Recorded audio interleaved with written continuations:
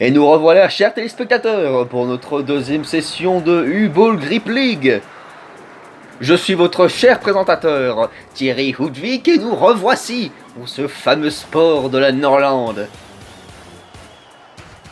Et après une petite macarena de la totalité des équipes, la deuxième des 5 équipes décide de prendre le cylindre. Et c'est notre cher Jérôme Bolzik qui va lancer le projectile. Et d'un coup de coude, il envoie la balle. Et celui-ci atterrit dans l'un des chapeaux d'un présentateur. Et c'est le but pour l'équipe 2.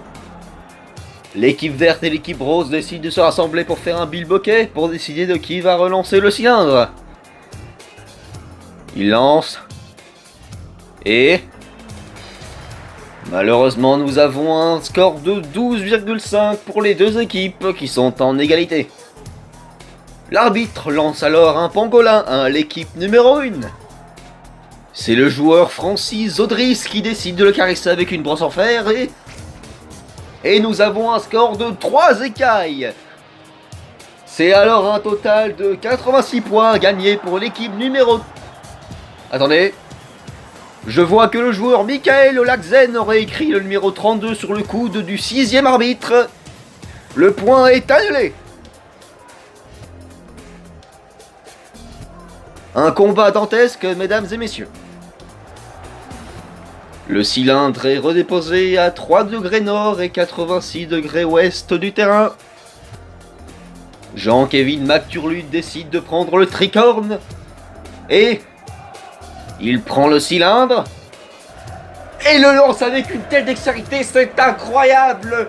Le cylindre est éjecté à une distance de plus de 300 mètres.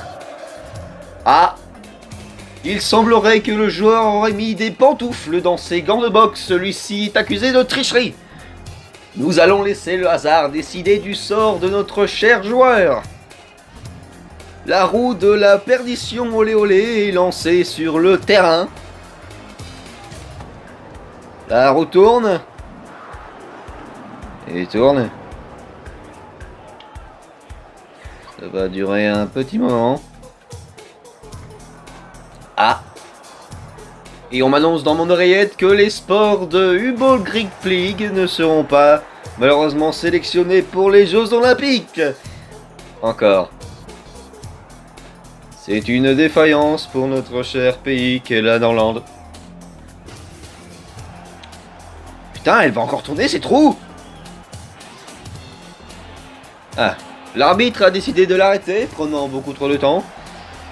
On aurait dû faire une putain de roue normale et pas une roue électrique. Et le joueur va devoir se mettre nu sur le terrain avec ce froid d'hiver. Un pari risqué qui risque de l'emmener au bord de la mort. Ah, et en se déshabillant, le joueur en question semble avoir une pieuvre accrochée à son entrejambe. Celui-ci aurait encore triché. Une deuxième mini-roue de la torture, cette fois-ci en bois, sera alors lancée. Et celui-ci va devoir jouer avec des clous sous ses chaussures. Enfin, dans ses chaussures. Ah mais qu'est-ce que... Ah, il semblerait qu'un homme déguisé en Père Noël se soit incrusté sur le terrain. Et il a le cylindre en main. Il est parti du terrain.